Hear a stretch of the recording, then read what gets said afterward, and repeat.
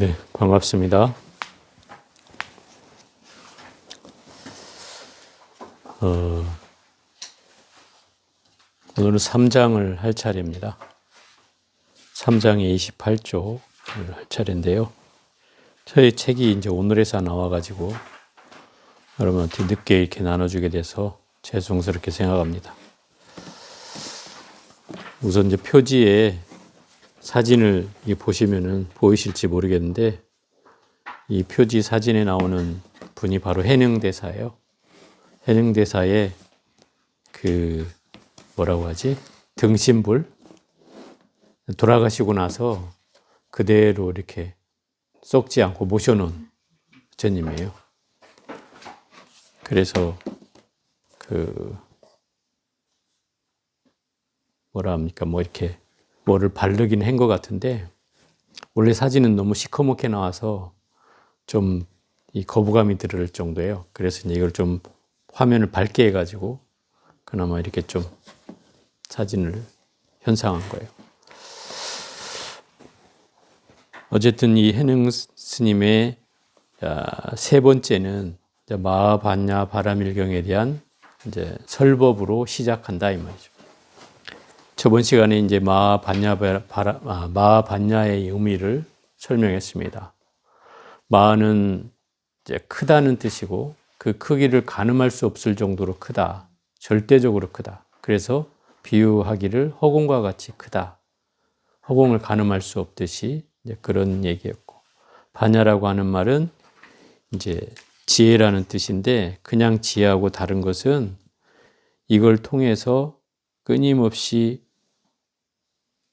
어떤 경계도 집착하지 않는 경계를 일으켜가기 때문에 이 반야라고 하는 것은 그저 막연하게 지혜와는 또 다른 의미를 갖는다.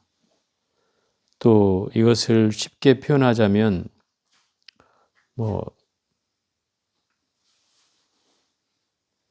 하나가 곧 일체고 일체가 곧 하나다. 이렇게 이제 표현을 해놨어요. 그래서 마음에 걸림이 없는 것, 그것을 반야라고 한다.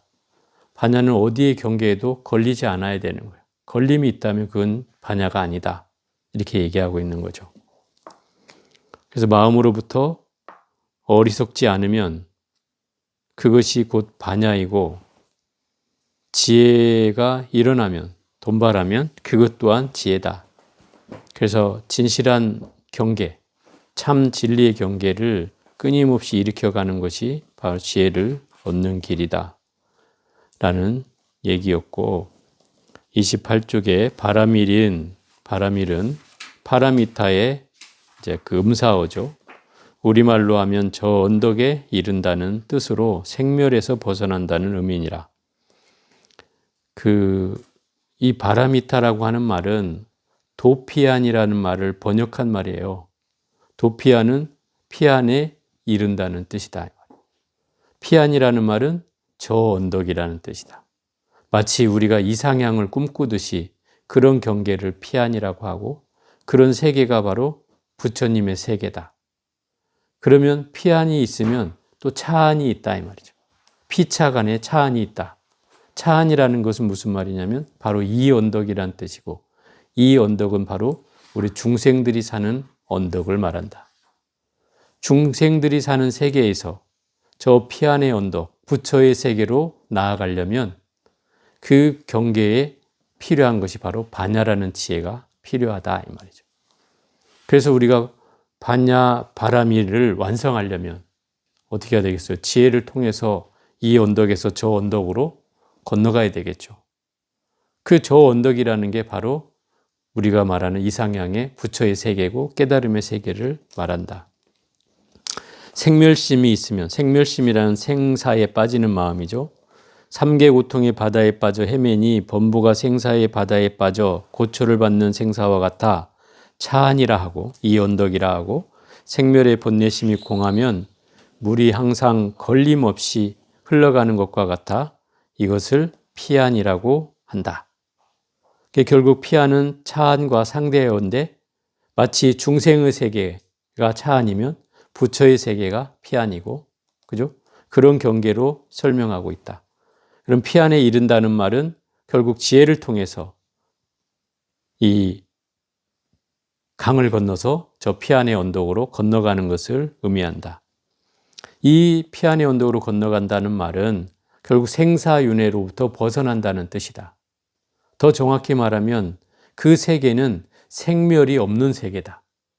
그래서 불생불멸의 세계라고 얘기한다. 그죠? 피안의 세계, 부처님의 세계는 생멸이 없어요. 본래 그 자리에 있는 세계이기 때문에 생멸이 없어요. 반야행을 닦지 않으면 범부이고 닦으면 자신이 부처와 같으니라. 범부가 곧 부처이고 번뇌가 곧 보리이니 어리석으면 곧 범부이고 깨달으면 곧 부처이니라. 이 법문으로부터 84,000의 지혜가 생겨나니 세상 사람이 84,000 번뇌가 있는 까닭이니라. 반야행이라고 하는 말은 지혜를 닦는다는 말이에요. 지혜를 닦지 않으면 이미 범부고 그걸 닦아 나가면 중생이라 하더라도 부처와 같게 된다. 이 말이죠. 그래서 범부가 곧 부처이고 번뇌가 곧 보리이며 어리석음이 곧 범부이고 깨달으면 곧 부처이니라. 이 말은 범부라고 하는 말은 어리석은 사람이잖아요. 네? 어리석은 사람이에요. 그러면 부처님은 어떤 사람이에요? 지혜로운 사람이겠죠. 가장 밝은 사람, 지혜로운 사람이죠. 그러면 범부라는 말과 부처라는 말은 반대말이죠. 근데 부처는 어디서 나와요? 이 어리석은 데서 나온다는 뜻이죠. 왜 부처가 어리석은 데서 나와요?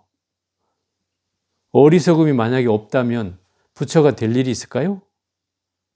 여러분이 전부 다 이미 다 지혜롭고 어리석음 자체가 없다면 우리가 부처를 구할 일이 있겠냐 이 말이에요. 없죠, 당연히. 어리석음이 있기 때문에 그걸 벗어나려고 하는 거죠. 그렇잖아요. 그러니까 어리석음과 부처 사이에는 교집합이 생긴다는 거죠. 그죠? 그래서 서로 공유된다는 뜻이죠. 또 번뇌와 보리도 만약에 여러분들이 다 번뇌가 없다면 굳이 내가 깨달음을 구할 이유가 없고 지혜를 얻을 이유가 없죠. 그렇잖아요. 근데 그 번뇌가 있기 때문에 그 번뇌를 없애고자 하는 거죠. 그렇기 때문에 번뇌가 바로 이 깨달음을 잉태하는, 지혜를 잉태하는 씨앗이 된다 이 말이에요. 그죠? 반대로 보면 그렇죠. 중생이 부처의 씨앗이듯이 번뇌도 보리의 씨앗이다 이 말이에요. 그러니 이 두 개가 다르게 아니라 결국 같은 것이다 라고 하는 거죠. 왜요? 이미 중생 속에 부처가 있고 번뇌 속에 보리가 있다는 말이죠. 그 말을 설명하고 있는 거예요. 그래서 범부가 곧 부처이고 번뇌가 곧 보리라고 하는 거죠. 그래서 어리석고 지혜롭고 한 차이에 의해서 범부와 부처로 나뉠 뿐이라는 거죠. 어리석음은 중생이고 깨달으면 부처라. 그 차이예요. 그러니까 이 반야경의 계통에서는 이 얘기를 하고 있지만 또 한편으로 화엄경에서도 그런 얘기를 한다 이 말이에요. 그래서 중생과 부처와 마음은 시삼무차별이라 차별이 없느니라. 이렇게 얘기한다. 물론 화엄경에서 보는 견지로는 좀 다른 해석이지만 어찌 됐든 그 근본 의미는 이런 뜻이다 이 말이죠. 이 법문으로부터 84,000원 지혜가 생겨났다는 말은 결국은 수많은 번뇌를 얘기할 때 84,000의 번뇌라고 얘기한다. 가장 많은 번뇌를 얘기할 때 84,000의 번뇌. 뭐 84,000의 의미가 있는 게 아니고 인도에서 이 84,000이라는 숫자는 우리로 말하면 가장 많은 수의 대표적인 의미가 84,000이다. 그래서 84,000 번뇌라고 얘기한다.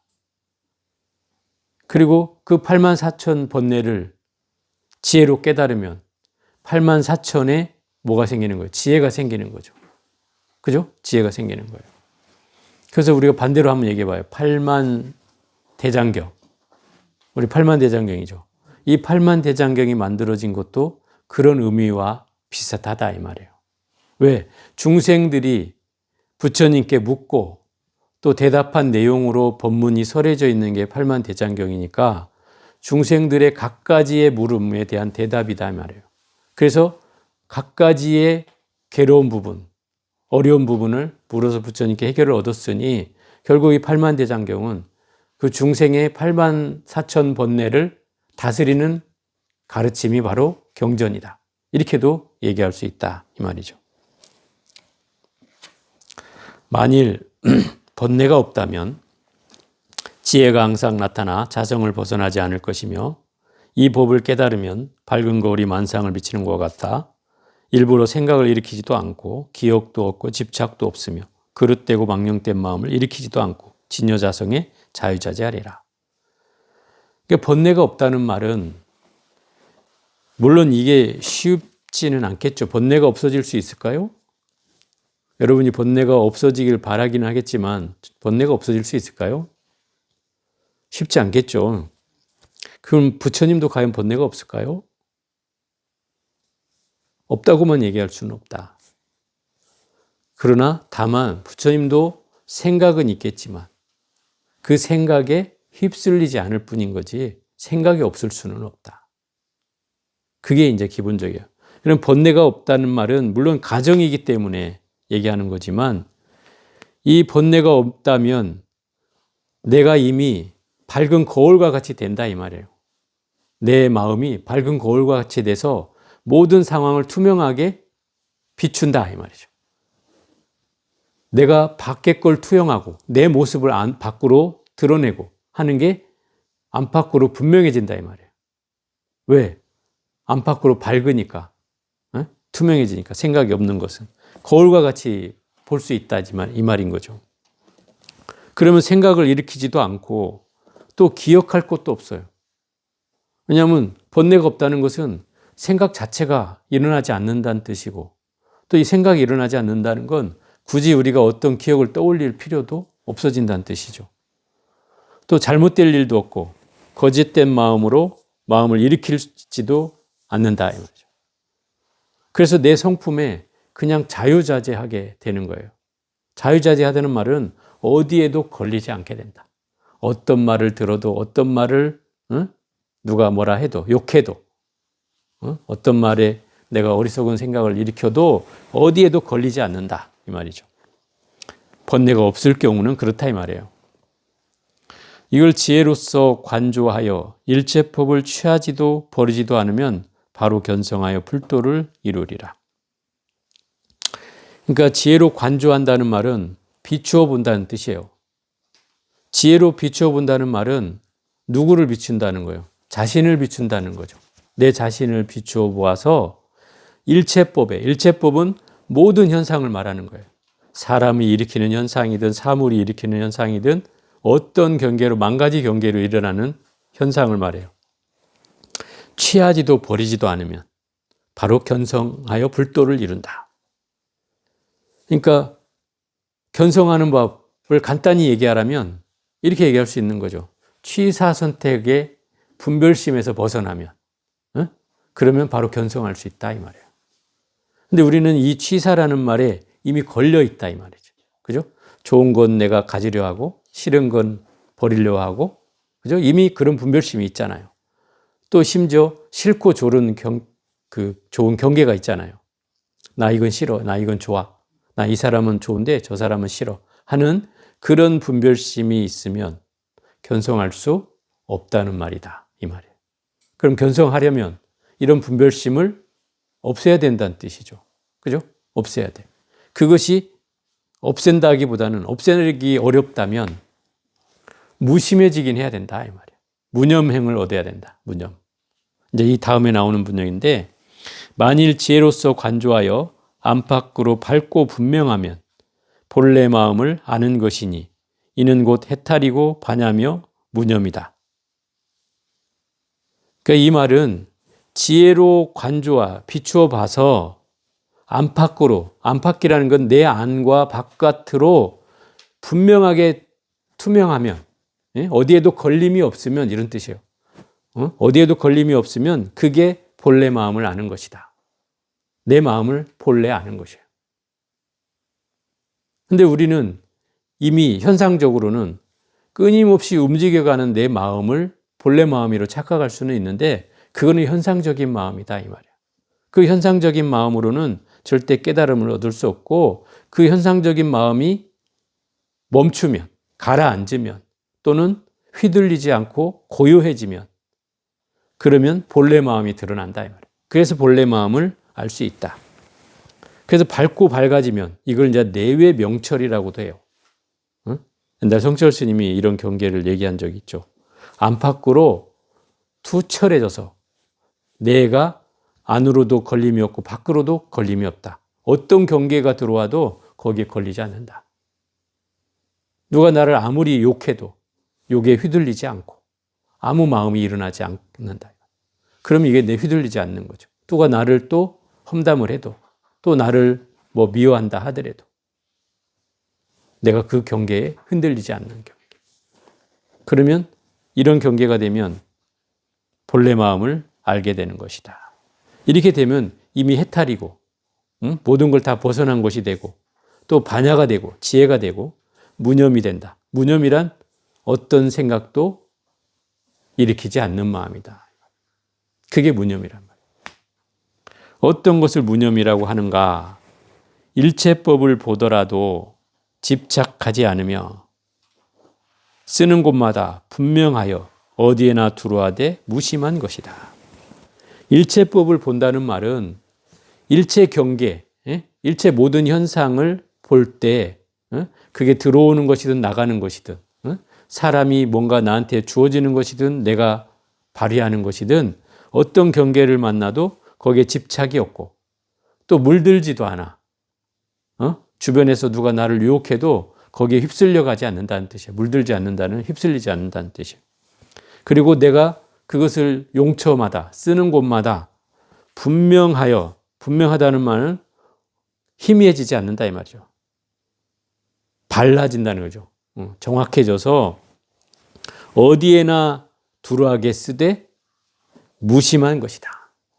무심이라는 건 마음이 없다 이런 말이 아니라 여기서는 경계에 대해서 끄달리는 마음이 없다는 거예요.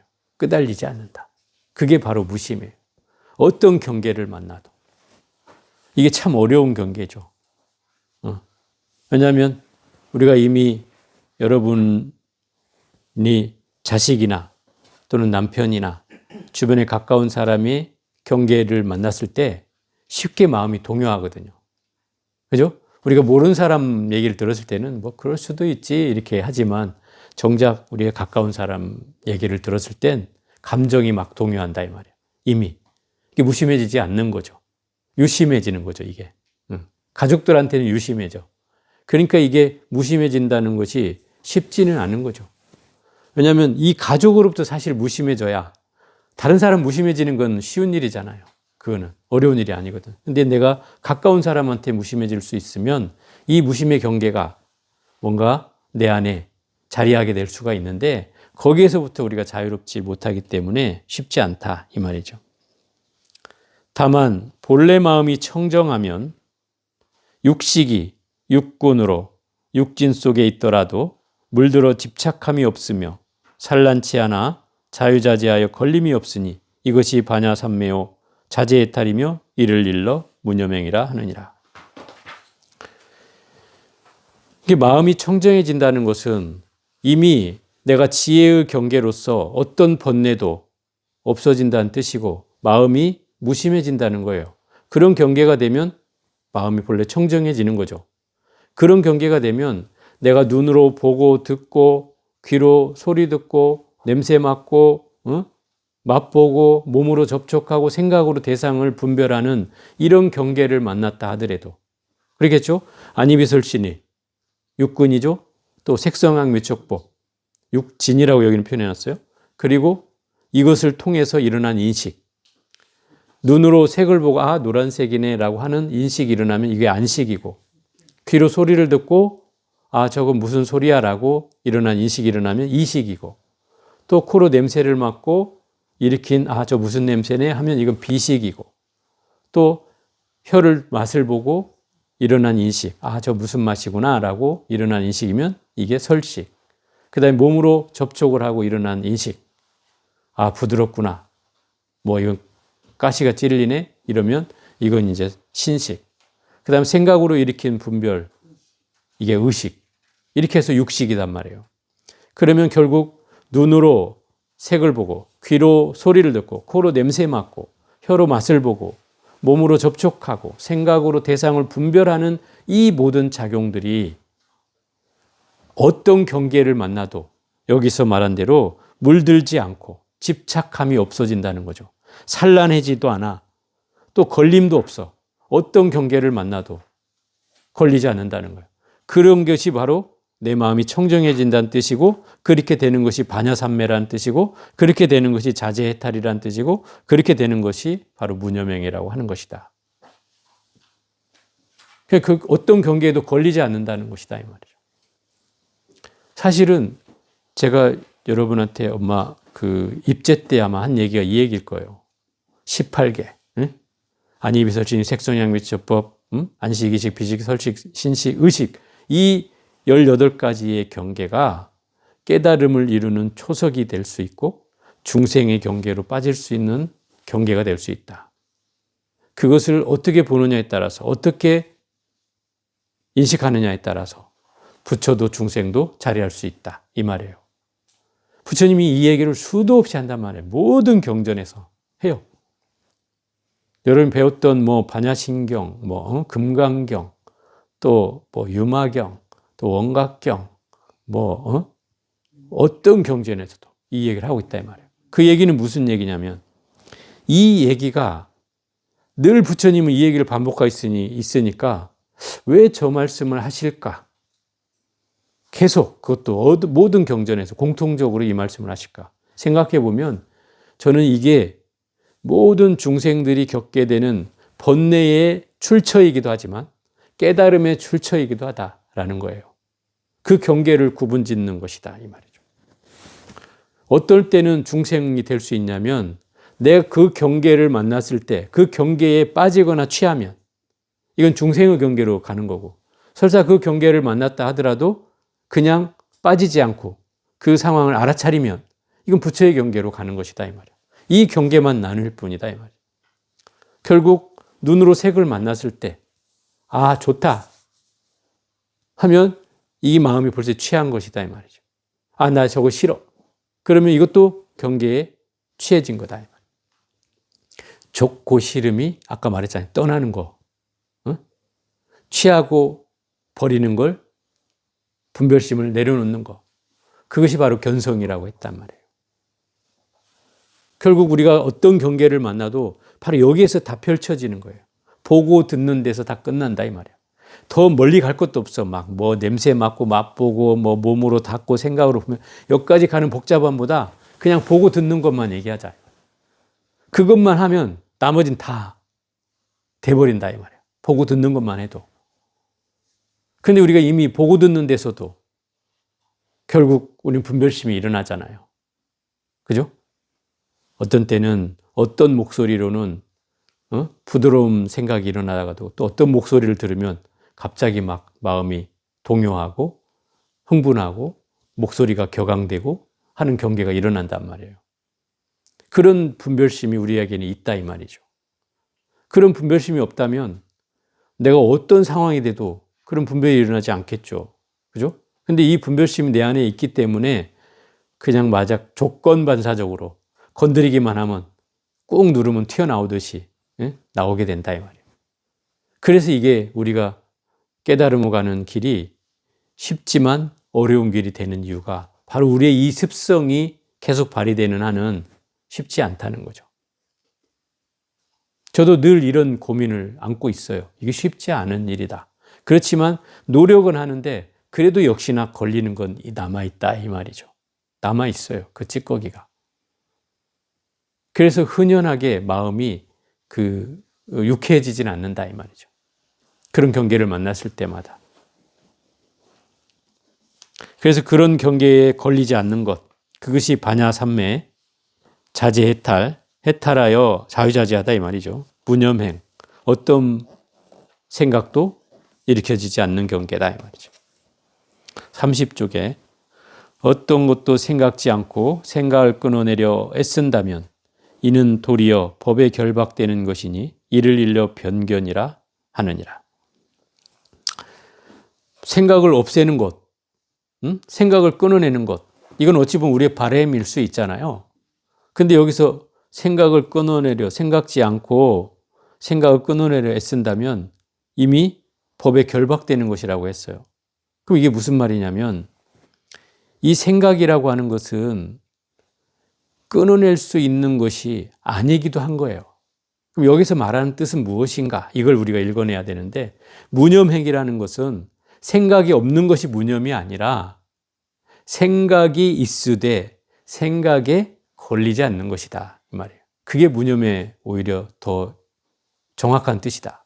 무심이라는 말도 마음이 없다는 뜻이 아니라 그 마음이 있으나 어떤 마음에도 마음이 휩쓸리지 않는다. 이 말인 거죠. 그게 무심인 거예요.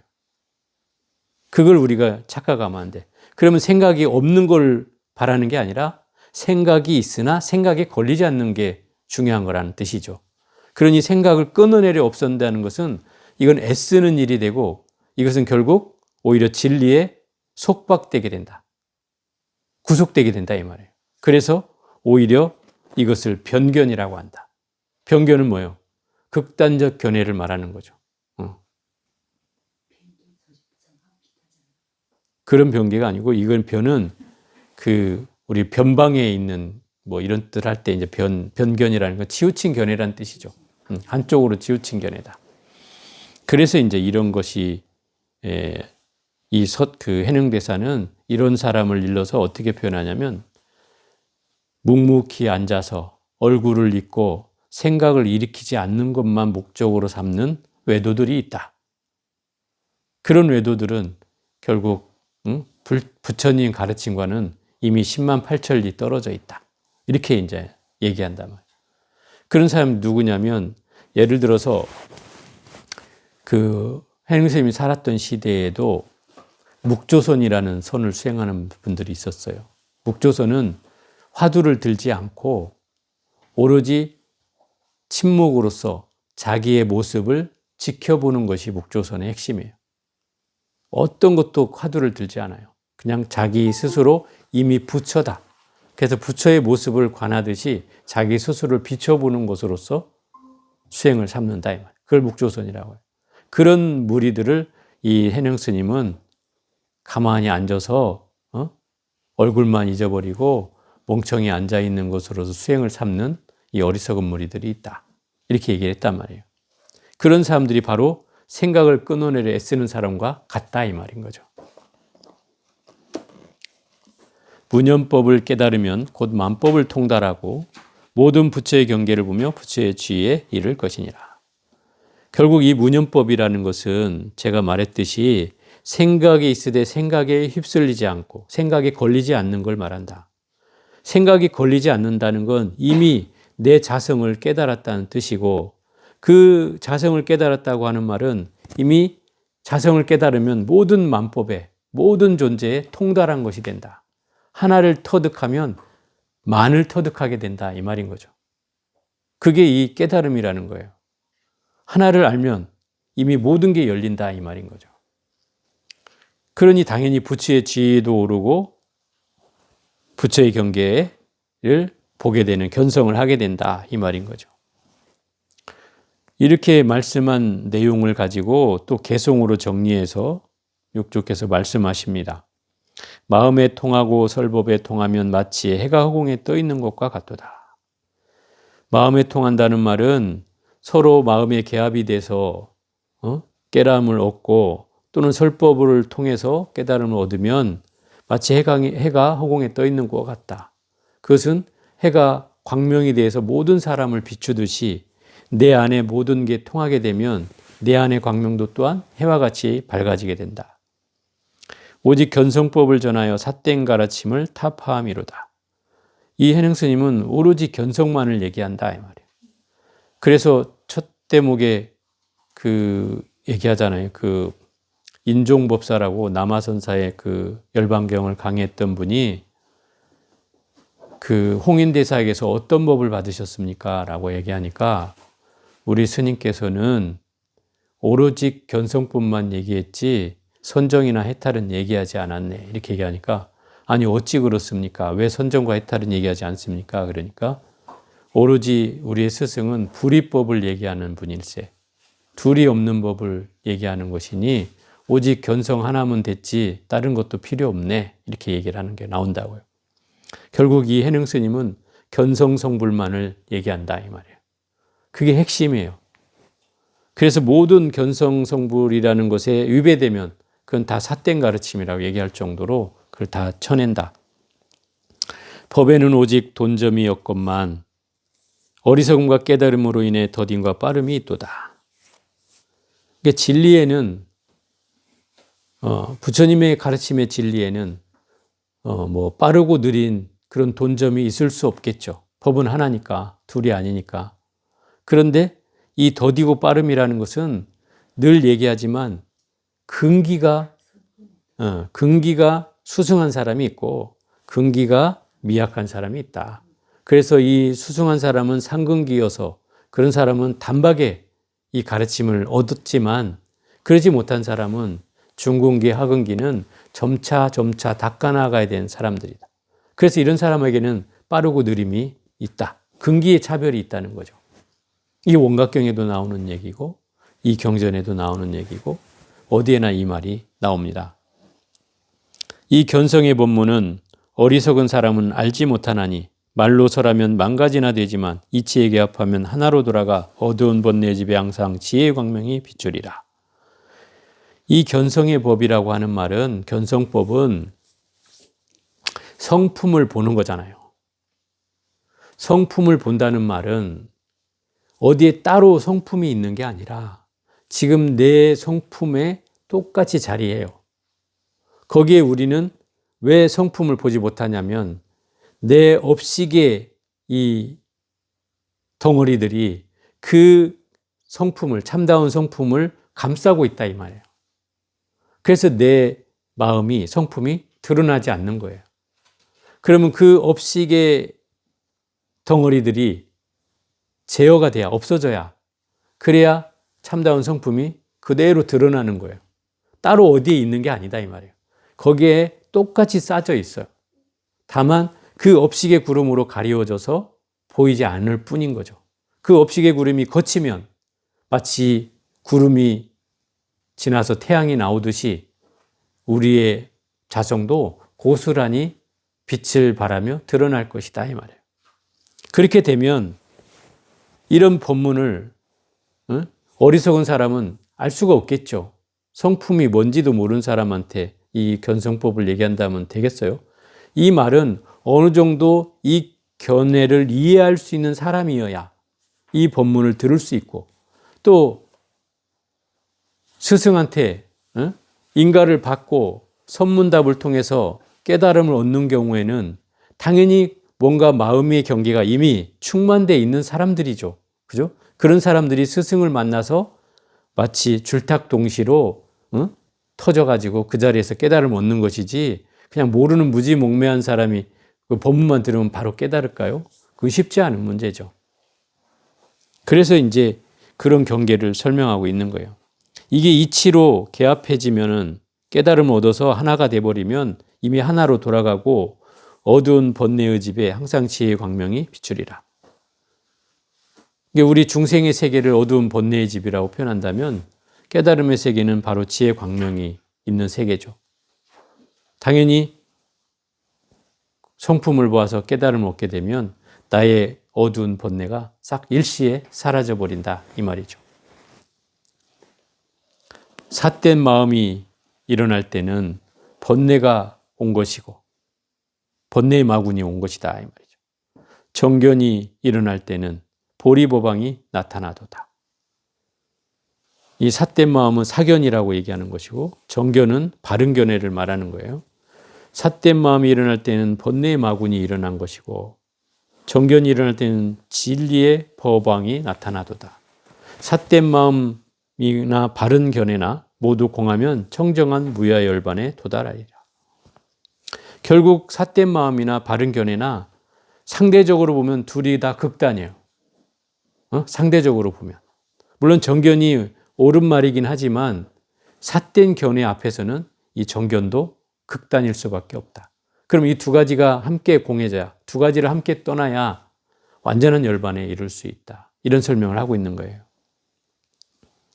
우리가 생각을 할 때는 예를 들어서 여러분들이 뭐 나쁜 경계가 들어왔다 그래서 우리 번뇌 마군이 일어났구나. 내가 이런 거 알아차려가지고 이걸 안 해야 되지. 이런 생각을 하는 게 아니잖아요.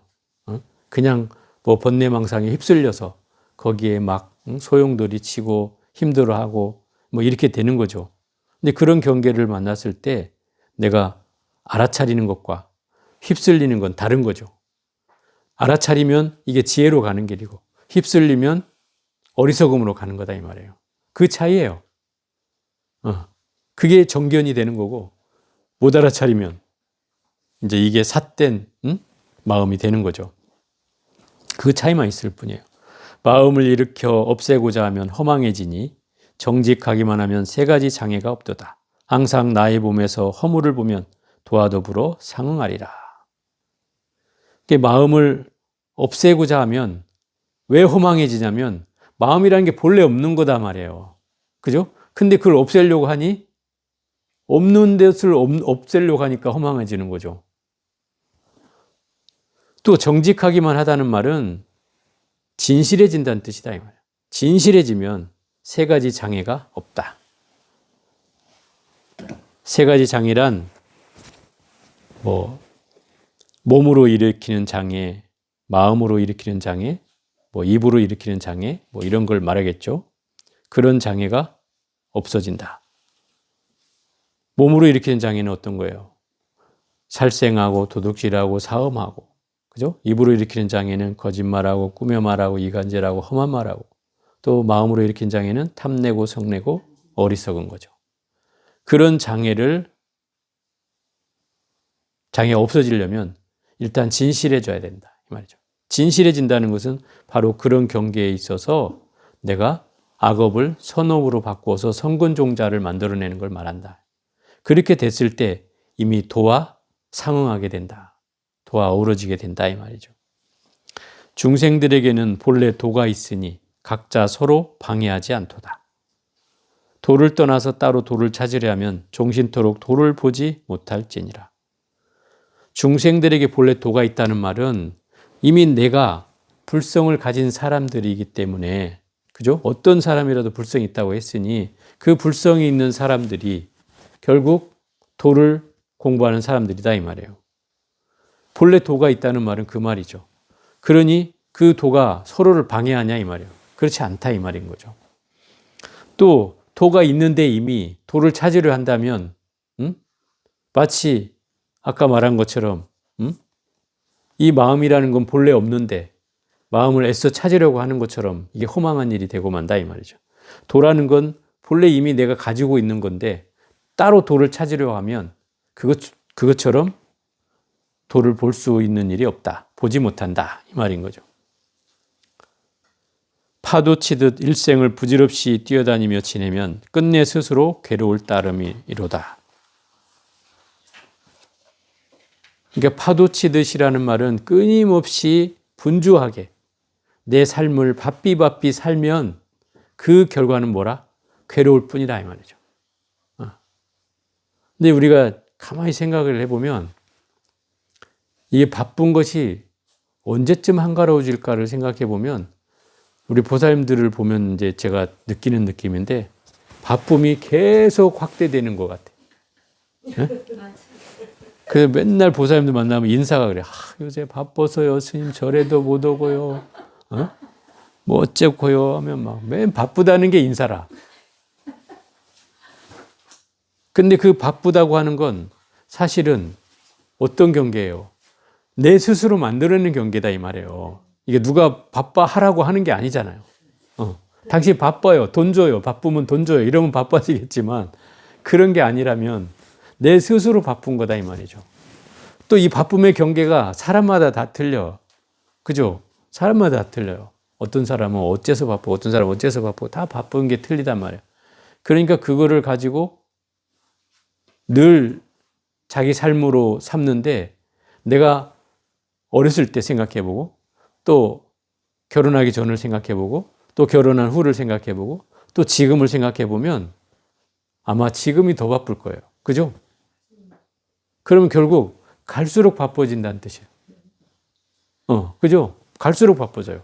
그럼 갈수록 바빠지면 뭔만 기다리고 있어요? 죽을 날만 기다리고 있는 거예요. 바빠서 죽을 날만 기다리고 있는 거예요. 그죠? 제가 옛날에 그 사망 본문을 한번 기억이 있는지 모르겠는데, 사망 본문이라고 해서 사망 본문. 한때 유행을 제가 시켰던 이 본문인데, 한번 이렇게 생각해 볼게요. 우리가 건망증이 심해진다 그러잖아요. 여러분 보사님들 맨날 건망증 얘기 많이 하시잖아요. 혹시 치매가 아닌가 막 걱정하잖아요.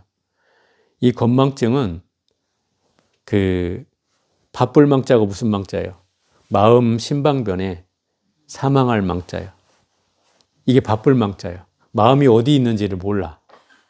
옆에 있는데도 어디 있는지 모른다는 뜻이에요. 이게 바빠. 그래서 마음이 어디 있어요? 이러면 어디 있지? 막 찾아. 이게 바쁠 망자다 이 말이야. 이 바쁘면 어떤 현상이 일어나? 마음을 잊는 현상이 일어난다. 이게 건망증이야. 마음이 밑에가 있어.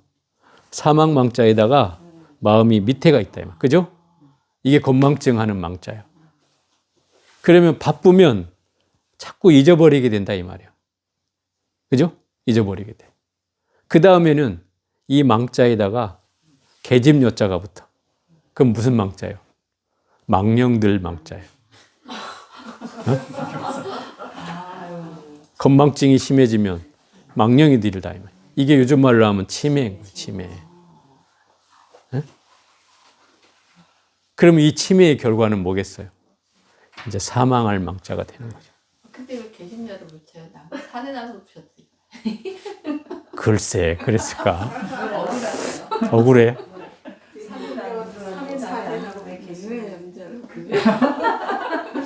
그게 성인이 다 남자가 돼서 그래. 성인이 남자가 되니까 성인을 요상망측하게 유혹하는 사람은 다 여인으로 등장한다 이 말을. 경전에도 부처님이 깨달음을 얻기 직전에 나신을 한 여인이 나타나서 부처님을 유혹하잖아요. 요상망측하다 이렇게 표현하잖아요 우리가 그럴 때. 그래서 이 망이라고 하는 게 계집여자가 붙는 거 아닐까? 이건 제 생각이에요. 어찌 됐든 그런 경계다 이 말이에요. 바쁘다고 하면 결국은 죽을 일밖에 없다 이 말인 거예요. 그래서 사망이라는 거예요 제가. 이 네 가지 망의 경계로 결국 사망하게 된다. 그러니 우리가 알아차려야지. 바쁠 때 알아차려야죠. 응? 바쁠 때 알아차려야 된다. 그래서 우리 망중한이란 말을 괜히 쓰는 게 아니다 이 말이에요. 망중한이라는 말은 뭐 피서갈 때만 쓰는 말이 아니고 바쁜 가운데도 한가로워야 된다 이 말인 거예요. 바쁜 중에도 한가로워야 된다. 무슨 말이에요? 바쁘긴 하되 마음으로는 괴롭지 말아야 된다는 뜻이죠.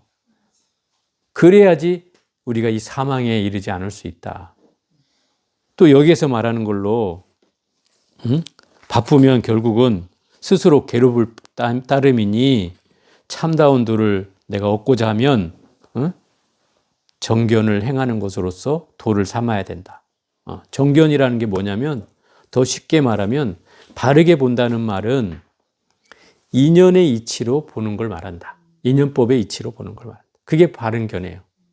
그게 정견을 얻는 방법이에요.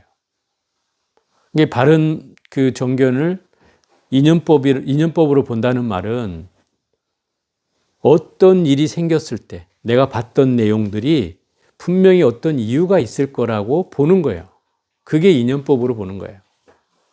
그러면 그 견해에 의해서 어떤 현상이든지 이해할 수 있는 마음이 생겨난다는 뜻이에요. 마음이 괴로워지지 않고 분명히 무슨 이유가 있을 거야. 이렇게 생각하는 거다 이 말이에요. 예를 들어 제가 언젠가 한번 그런 얘기를 많이 했는데 TV를 보다가 갑자기 아들이 아버지를 죽였다. 이런 사건이 나오면 대부분의 사람들은 바로 그 욕부터 시작하죠. 저런 무슨 자식 하면서 이제 제가 방송이라서 이게 말을 못하지만 어쨌든 그 말을 한단 말이에요. 그거부터 얘기하고 시작해. 그런데 우리가 그 사정을 모르잖아요. 왜 아들이 아버지를 죽였을까? 근데 우리가 그거를 알 수는 없으니까 뭐 요건 할 수는 있는데 우리가 그 이유를 이해하려고 한다면 분명히 틀림없이 이유가 있을 거야 라고 생각한다면 그렇게 욕할 일만도 아니다 이 말이야.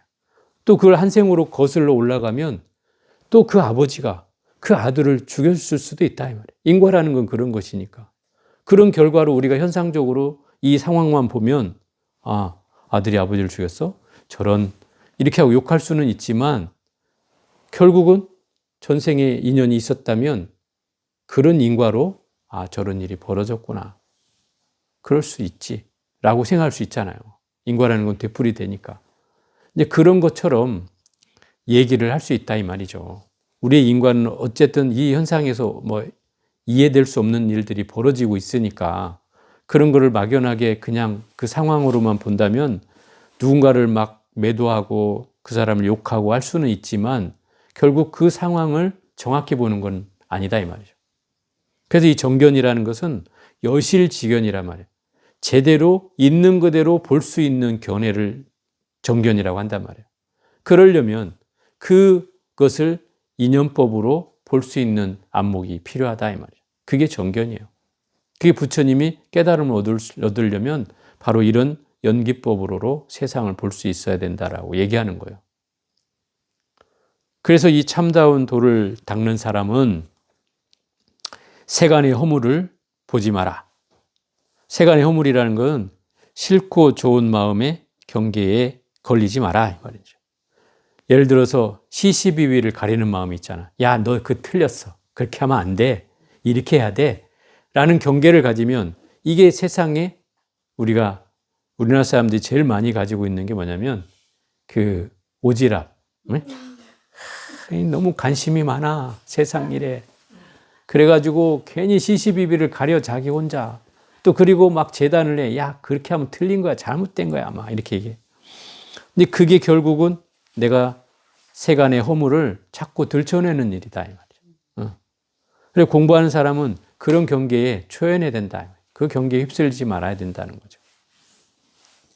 또 가장 쉬운 얘기는 이 견성을 하는데 아까 제가 핵심이 바로 취사 선택의 경계에 분별심을 버리면 된다 그랬고 좋고 싫음의 마음을 떠나면 된다 그랬어요.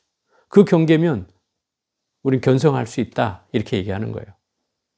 그래서 이 경계가 사실은 멀리 있지 않다 이 말인 거죠.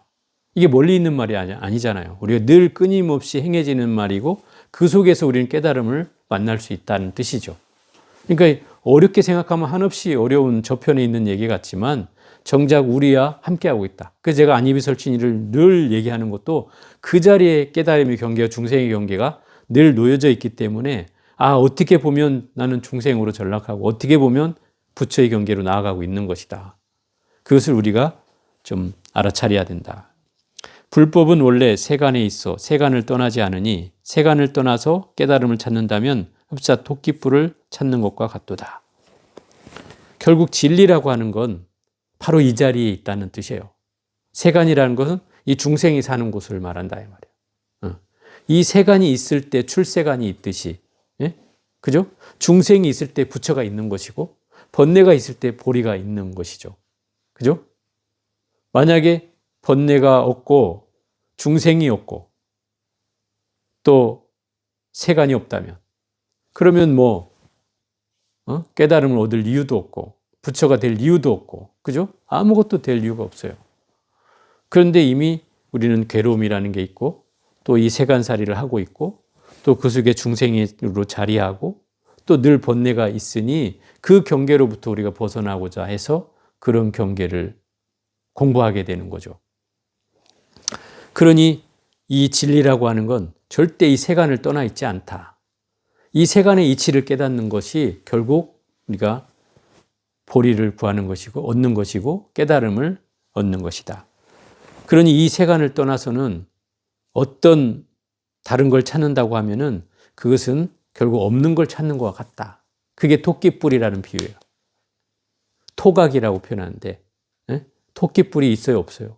없죠. 자, 구모라고 해서 거북이 털 있어요 없어요? 없죠. 그렇죠. 그런 경우를 비유로 드는 거예요. 선사들이 이런 비유를 들어요.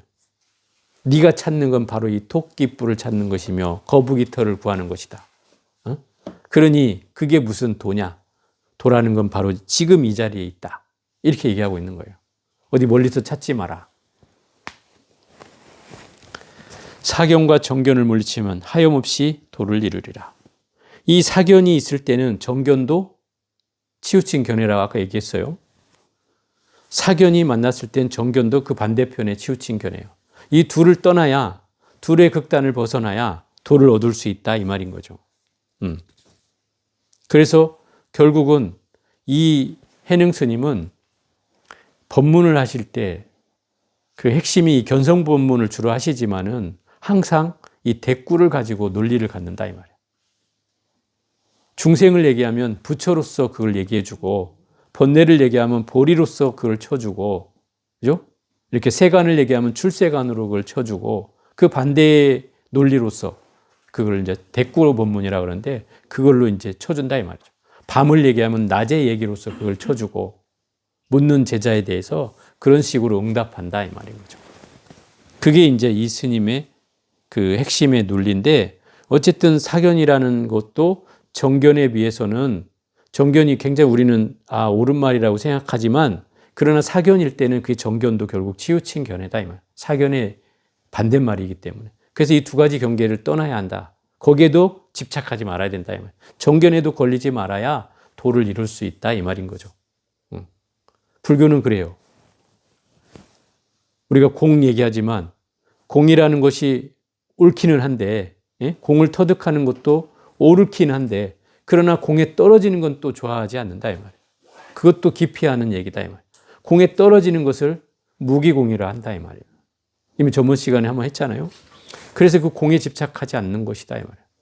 공을 공부하되 공에 걸리지 않는 것. 똑같은 거죠. 정견을 내가 이해하되 정견에 걸리지 않는 것. 그게 바로 이 사견과 정견을 떠나는 것이다. 참다운 도를 얻을 수 있는 것이 된다. 불교는 그래요. 그래서 어려운 거예요. 야, 이거만 하나면 돼. 이거 하나면 돼. 이러면 되는데 이것도 아니라 그래. 또 이것도 좋다 그래. 또 짜갔더니 이것도 또 집착한다 그래. 그래서 또 이것도 내려놓고 저것도 내려놓고. 정말 그 집착할 바가 없는 경계로 나아가는 거예요. 그러니 이 공부가 한도 끝도 없이 해나가야 되는 것이며 또 어렵다라고 얘기할 수 있죠. 또 이 마음의 경계는 끊임없이 우리는 또 이런 경계가 일어나잖아요. 좋고 싫음의 경계 일어나고 또 내가 그걸 취하고 버리고 하는 경계가 늘 끊임없이 일어난단 말이에요. 보살님들도 막 와서 막 묻잖아요. 스님 이거 좋아요, 이거 좋아요. 그러면 참 난감한 상황이 생긴다 이 말이에요. 어느 걸 또 좋다고 하면 스님은 이것만 좋아해.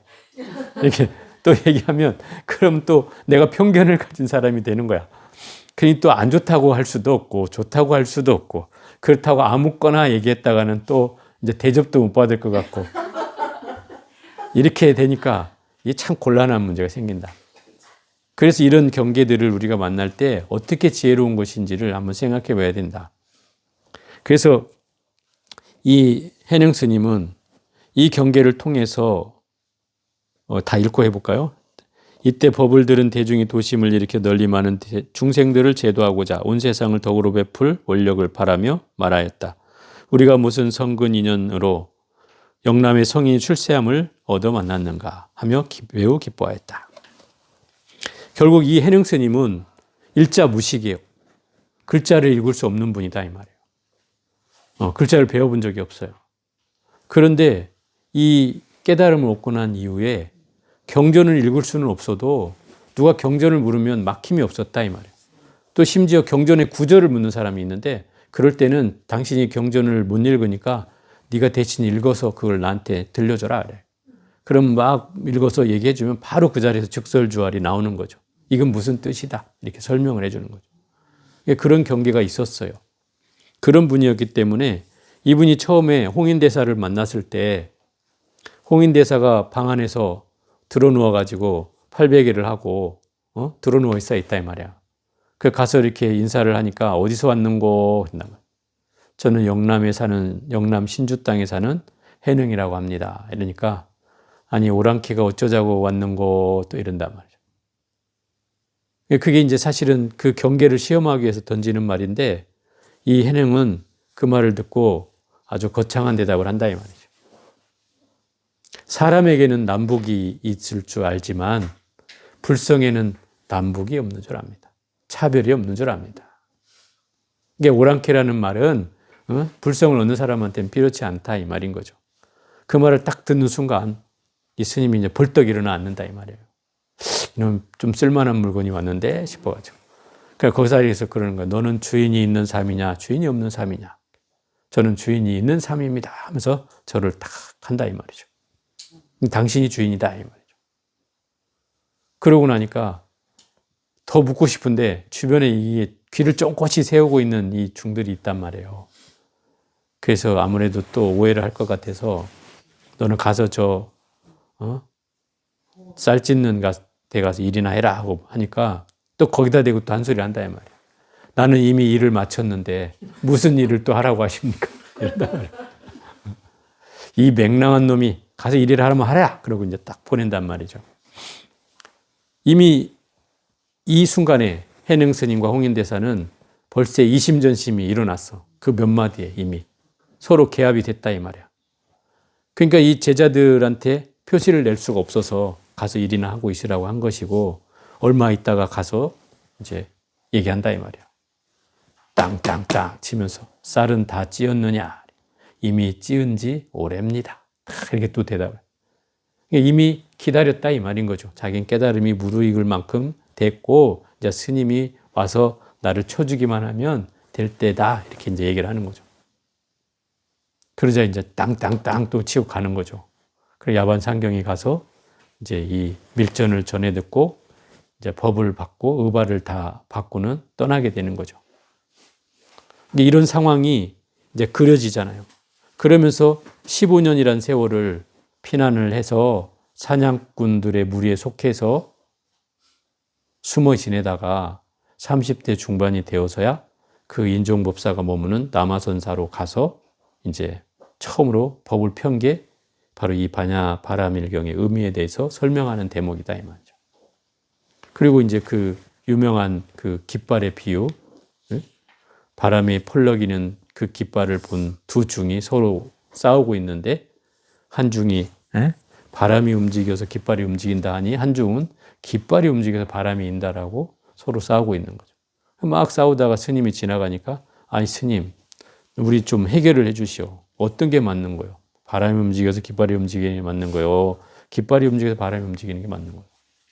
이 말을 들은 스님이 바로 명답을 하죠. 움직이는 건 바로 그대들의 마음일세. 마음이 움직이는 것이네. 이렇게 얘기하죠. 움직이는 건 당신의 깃발도 아니고 당신의 바람도 아니고 다 마음이 움직이는 것이네. 이렇게 얘기한다. 그 경계가 뭐냐면 그 우리가 현상적으로 얘기하지만 바람이 움직여서 깃발이 움직인다고 하는 사람은 이 성품을 중심으로 한 얘기다 이 말이에요. 바람이 성품을 움직이는 거잖아요. 그러니까 바람이 움직인다는 당연히 성품이 그렇다는 뜻이고 또 현상적으로 보는 사람은 깃발이 움직여서 바람이 인다는 말은 현상적으로는 그렇다 이 말이죠. 그래서 이 말도 틀린 말은 아니죠. 현상적으로 봤을 때는 이 말도 틀린 말은 아니죠. 그런데 그 핵심은 성품에 있는 것도 아니고 형상에 있는 것도 아니고 바로 네 마음에 있다는 것이다. 그걸 이제 설명해 주고 있는 거죠. 그래서 그 현상 때문에 이미 그 곳에 인종 스님이라는 스님은 벌써 그 스님이 왔구나라는 걸 알게 되는 거죠. 그 말을 듣는 순간. 그래서 이제 그 순간에 결국 그 스님을 이제 법단에 올려놓고 이제 심표를 보여달라 하죠. 의발을 보여주고 거기서 모든 대중이 절을 하면서 기뻐하는 대목이 나오죠. 왜 기뻐했을까 생각해 보면 당연히 저 큰 스님이 물론 젊지만 젊은 스님이 왔지만 어쨌든 홍인대사의 법을 이었으니 당연히 저 스님의 법문을 듣고 우리도 깨달음을 얻을 수 있는 가능성이 훨씬 커진 거잖아요. 그래서 이제 대중들이 기뻐하고 그 인종법사도 나이 든 노스님인데도 불구하고 그 젊은 스님한테 이제 절을 올린다 이 말인 거죠. 왜? 자기는 아직 깨닫지 못했기 때문에 깨달은 선지식한테 예를 표하는 거죠. 그게 이제 우리 절집안에 옛날부터 내려온 질서예요. 지금은 이제 그런 법이 없어졌지만 옛날에 아마 성철 스님 때까지는 그랬다고 그래 들었어요. 그 산중에 사는 어른 스님들이 젊은 성철 스님을 법상에 올려놓고 절을 했대요. 이렇게 노스님들이. 그 왜 그렇겠어요? 저 스님을 이제 그 선지식으로 인정한다는 뜻이고 모든 산중의 어른 스님들까지 그 스님을 추앙한다는 뜻이죠. 그렇게 해서 그런 스님을 이렇게 만들었어요. 이렇게. 근데 그런 게 이제 지금은 거의 없죠. 거의 없어요. 이제 그런 현실이 좀 안타깝긴 한데 어쨌든 이 해능 스님은 제가 볼 때는 제가 이 육조단경을 공부하면서 느꼈던 느낌을 한마디 하자면 뭔가 제가 가슴속으로 이 불교를 공부하면서 뭔가 답답해졌던 그런 마음들이 이 육조단경을 통해서 뭔가 이렇게 툭 터지는 시원한 느낌을 받게 됐어요.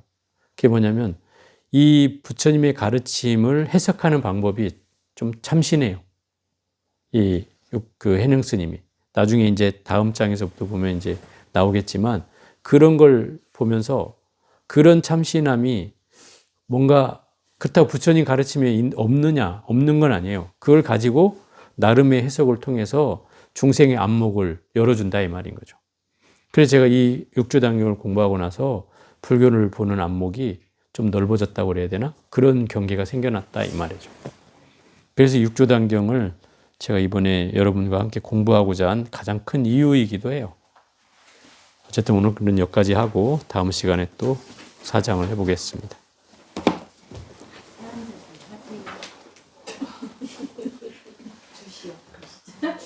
주시오. 드리겠습니다.